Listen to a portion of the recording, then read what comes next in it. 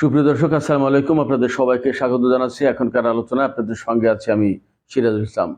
দর্শক, পাকিস্তানে আমেরিকা এবং ইরানের মধ্যে আলোচনা হতে যাচ্ছে। তবে এই মুহূর্তে সবচেয়ে গুরুত্বপূর্ণ একটা তথ্য জানা গেছে, যে তথ্য জানলে আপনারা অবাক হবেন। এই যে ইরান এবং আমেরিকার মধ্যে আলোচনা হতে যাচ্ছে, তার ভিতরে আমেরিকা এমন একটি বিষয় তুলতে যাচ্ছে যা এই আলোচনার কোনো বিষয়বস্তু হওয়ার কথা ছিল না, অথচ আমেরিকা সেই বিষয়টা আনবে। এবং এই ব্যাপারে মার্কিন প্রভাবশালী পত্রিকা ওয়াশিংটন পোস্ট রিপোর্ট করেছে।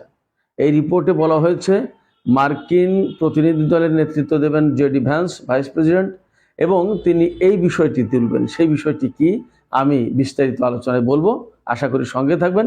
আর এর সাথে আরও দু একটা বিষয়, আমি এগুলো আসলে সব অন্দরমহলের খবর, এই খবরগুলো একটু তুলে ধরার চেষ্টা করছি।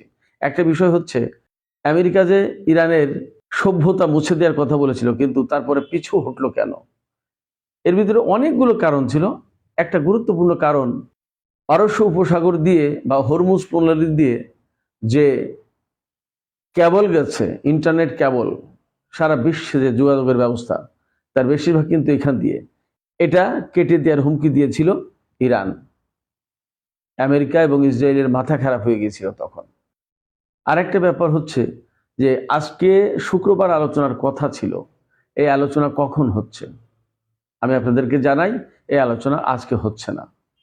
কখন হচ্ছে? অথচ আমেরিকান ডেলিগেশন তো পাকিস্তানের উদ্দেশ্যে রওনা দিয়েছে এবং পাকিস্তানের পক্ষ থেকে ব্যাপক প্রস্তুতি। এই আলোচনা অনুষ্ঠানের জন্য ইরানের পক্ষ থেকে দুটো শর্ত দেওয়া হয়েছে। এই শর্ত দুটো আলোচনায় বসার আগে ফুলফিল করতে হবে, তা না হলে ইরান এই আলোচনায় বসবে না। কি সেই শর্ত দুটো? এই বিষয়গুলো বিস্তারিত জানতে ধৈর্য ধরে সাথেই থাকুন, আশা করি ভালো লাগবে।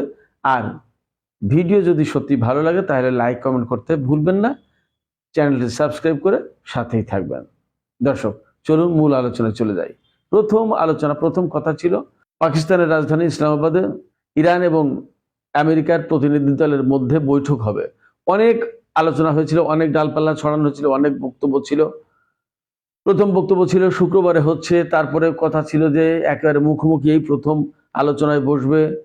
তারপরে গতকাল তো ভিডিও ছড়ানো হয়েছিল যে পাকিস্তানের বিমান বাহিনীর স্কোয়াড বিমান, যুদ্ধ বিমান এবং অ্যাওয়াক্স, এই ধরনের বিশেষ গুরুত্বপূর্ণ বিমান পাঠিয়ে ইরানি প্রতিনিধি দলকে আনা হয়েছে, আমেরিকার প্রতিনিধি দল চলে এসেছে, ইত্যাদি ইত্যাদি। আসলে কিছুই ঘটেনি এগুলো। মূল কথা হচ্ছে, আলোচনা আজকে হচ্ছে না, আলোচনা হবে আগামীকাল। রাজধানী ইসলামাবাদে হবে, রাওয়ালপিন্ডিতে হওয়ার কথা শুনতে পাচ্ছি। তবে এই আলোচনাকে পাকিস্তান অত্যন্ত গুরুত্ব দিয়েছে, অত্যন্ত। এবং এই আলোচনাটা সফল করতে পারা মানে পাকিস্তানের জন্য আন্তর্জাতিক অঙ্গনে বিরাট একটা পজিশন তৈরি হওয়া। সেই জন্য এই আলোচনা যাতে একেবারে স্মুথলি চলতে পারে, নিরাপদে হতে পারে, সুন্দরভাবে সম্পন্ন হতে পারে, তার জন্য প্রয়োজনীয় সমস্ত ব্যবস্থা নেওয়ার চেষ্টা করেছে পাকিস্তান। নিরাপত্তার চাদরে ঢেকে ফেলা হয়েছে রাজধানী ইসলামাবাদে, এবং রাওয়ালপিন্ডিতে 11 তারিখ পর্যন্ত ছুটি ঘোষণা করা হয়েছে, অর্থাৎ আগামীকাল পর্যন্ত ছুটি ঘোষণা করা হয়েছে। এই আলোচনায় পাকিস্তানের পক্ষে প্রধানমন্ত্রী শাহবাজ শরীফ, পররাষ্ট্রমন্ত্রী ও উপপ্রধানমন্ত্রী ইসহাক দার, পাকিস্তানের সেনাপ্রধান ফিল্ড মার্শাল আসিম মুনির এবং পাকিস্তানের জাতীয় নিরাপত্তা উপদেষ্টা আসিম মালিক উপস্থিত থাকবেন। আমেরিকার পক্ষ থেকে আমি আবারও বলি, মার্কিন ভাইস প্রেসিডেন্ট জেডি ভ্যান্স, মধ্যপ্রাচ্য বিষয়ক বিশেষ দূত স্টিভ উইটকফ, ডোনাল্ড ট্রাম্পের জামাই জারেড কুশনার এবং সেন্টকমের প্রধান অ্যাডমিরাল ব্রাড কুপার উপস্থিত থাকবেন। ইরানের পক্ষ থেকে কারা থাকবেন সে কথা এখনো পরিষ্কার করে ইরানের পক্ষ থেকে জানানো হয়নি। তবে আগে নাম এসেছে জাতীয় সংসদের স্পিকার বাকের কলিবাব, পররাষ্ট্রমন্ত্রী আব্বাস আরাকচি এবং উপপররাষ্ট্রমন্ত্রী মাজিদ তাকতে রাবানসির। কিন্তু তারা তিনজন এই আলোচনায় উপস্থিত থাকবে নাকি অন্য কেউ ইরানের পক্ষ থেকে তা পরিষ্কার করে বলা হয়নি। এর ভেতরে ইরানের পক্ষ থেকে ওই যে বললাম দুটি শর্ত দেওয়া হয়েছিল, সেই দুটি শর্ত হচ্ছে, একদম পরিষ্কার করে বলেছেন ইরানের জাতীয় সংসদের স্পিকার বাকের কলিবাব, তিনি বলেছেন এই দুটো শর্ত পূরণ করলে তবে ইরান পাকিস্তান আলোচনায় অংশ নেবে। শর্ত দুটো হচ্ছে, এই আলোচনায় বসার আগেই লেবাননের যুদ্ধবিরতি পরিপূর্ণভাবে কার্যকর করতে হবে, তার উদ্যোগ আমেরিকাকে নিতে হবে, এক। দুই হচ্ছে যে ইরানের যে সমস্ত দেশে নিজের সম্পদ আটক আছে, আমেরিকার নিষেধাজ্ঞার কারণে আটক আছে বা আটকে রেখেছে, এই সমস্ত সম্পদ ছেড়ে দিতে হবে, অবমুক্ত করতে হবে। তার মানে ইরানের উপর যে নিষেধাজ্ঞা আরোপ করে রেখেছে তার কারণে বিভিন্ন দেশের কাছে যে ইরান তেল বিক্রির অর্থ পাবে বা বিভিন্ন শিল্প দ্রব্য বা অন্যান্য যে সমস্ত যে জিনিসপত্র রপ্তানি করেছে সেগুলোর জন্য যে সমস্ত অর্থ পাবে, সেই অর্থগুলো ব্যাংকের মাধ্যমে বা ব্যাংকিং চ্যানেলে আনতে পারে না। সুইফট সিস্টেমে ইরান কোনো লেনদেন করতে পারে না, ডলারে বা কোনো মুদ্রায় আন্তর্জাতিক কোনো সিস্টেম ব্যবহার করে আনতে পারে না। এই যে বিদেশে আটকে থাকা ইরানের যে সমস্ত অর্থ, এই অর্থ ছেড়ে দিতে হবে বৈঠকে বসার আগেই, এবং লেবাননের যুদ্ধবিরতি করতে হবে, এটা একদম পরিষ্কার। বাকির খলিফা বলেছেন এই দুটো শর্ত না মানলে ইরান এই আলোচনায় বসবে না। তো এখন দেখা যাক কি হয়। তবে আলোচনা শুক্রবারের পরিবর্তে শনিবারে হচ্ছে, এটা একদম পরিষ্কার। এবং আমি সর্বশেষ যখন খবর নিলাম এই ভিডিও করার আগে, তখন আমেরিকার পক্ষ থেকে ঘোষণা করা হয়েছে মার্কিন প্রতিনিধি দল এরই মধ্যে ইসলামাবাদের উদ্দেশ্যে রওনা দিয়েছেন। তারা আগামীকাল ইসলামাবাদে বৈঠকে বসবেন। আমি ধারণা করছি যে বৈঠকের কিছুক্ষণ আগেই হয়তো ইরানের প্রতিনিধি দল আসবে, যদি বৈঠক অনুষ্ঠিত হয়।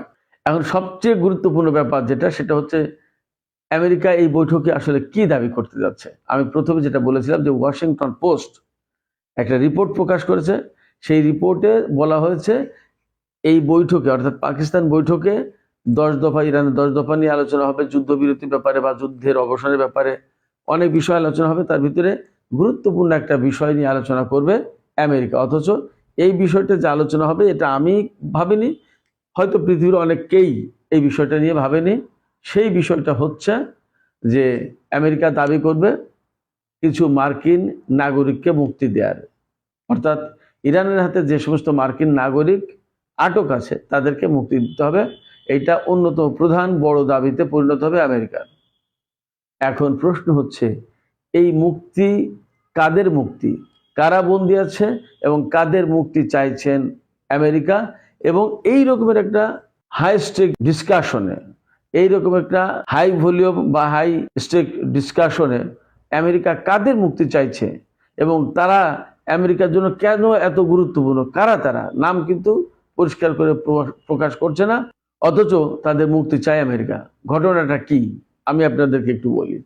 আমি যতদূর যা ঘাটাঘাটি করে বললাম, মার্কিন পত্রপত্রিকা বা মিডিয়া 3টা নাম মোটামুটি প্রকাশ করে যে এই 3 জনের মুক্তি চায়, কিন্তু আমি নিশ্চিত এই 3 জনের মুক্তি আমেরিকা শুধু চাইছে না, ওই নামগুলো গোপন রাখবে এবং ওই জন্যই তারা একেবারে মরিয়া ইরানকে যেভাবে হোক তারা বৈঠকে আনতে চায়।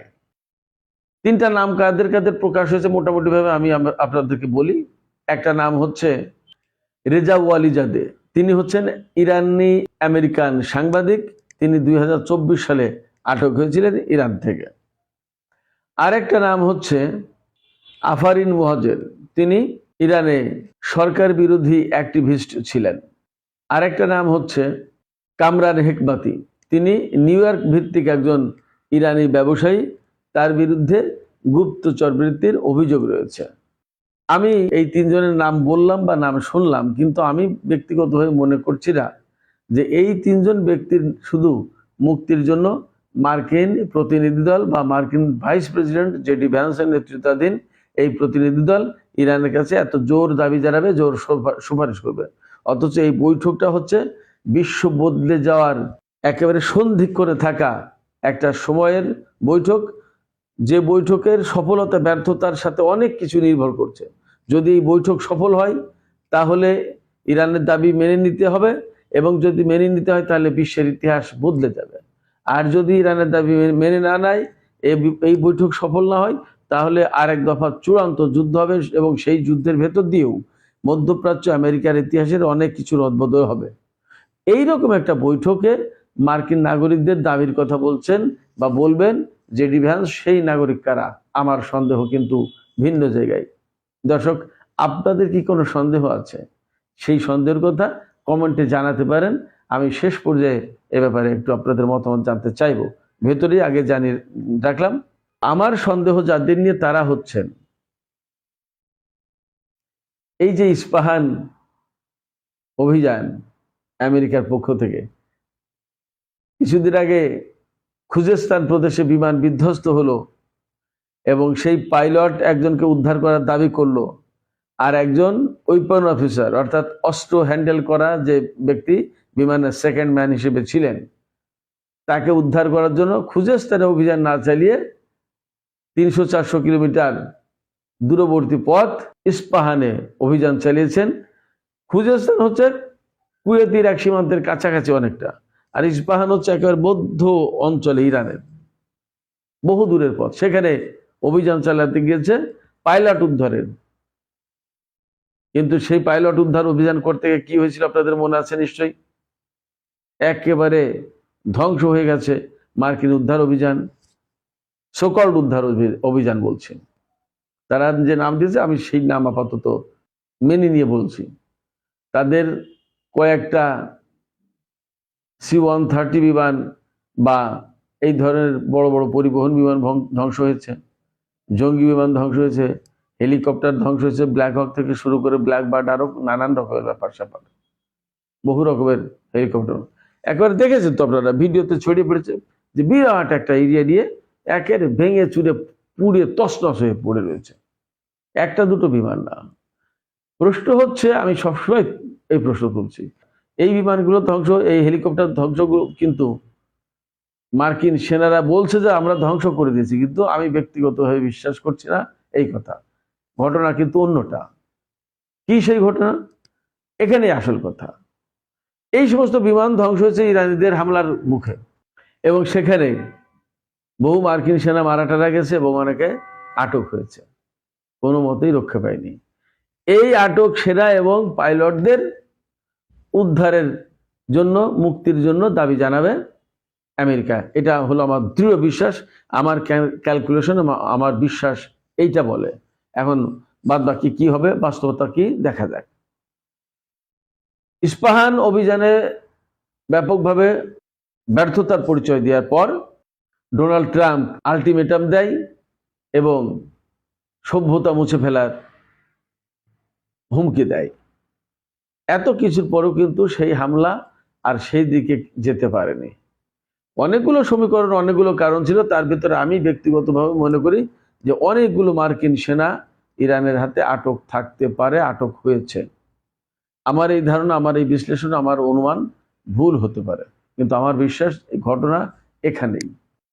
এবং আপনারা জানেন, আমেরিকা পাইলট উদ্ধারের দাবি করলেও বা সেকেন্ড ম্যানকে উদ্ধারের দাবি করলেও আজ পর্যন্ত কোনো ভিডিও বা ছবি কিছুই প্রকাশ করেনি। ডোনাল্ড ট্রাম্প যে লোক, তাতে এতদিন ধৈর্য ধরে থাকা লোক না। অবশ্যই সে টুইট করে দিত ছবি সহ, কিন্তু তিনি তা দেননি। তার মানে ঘটনা এখানেই।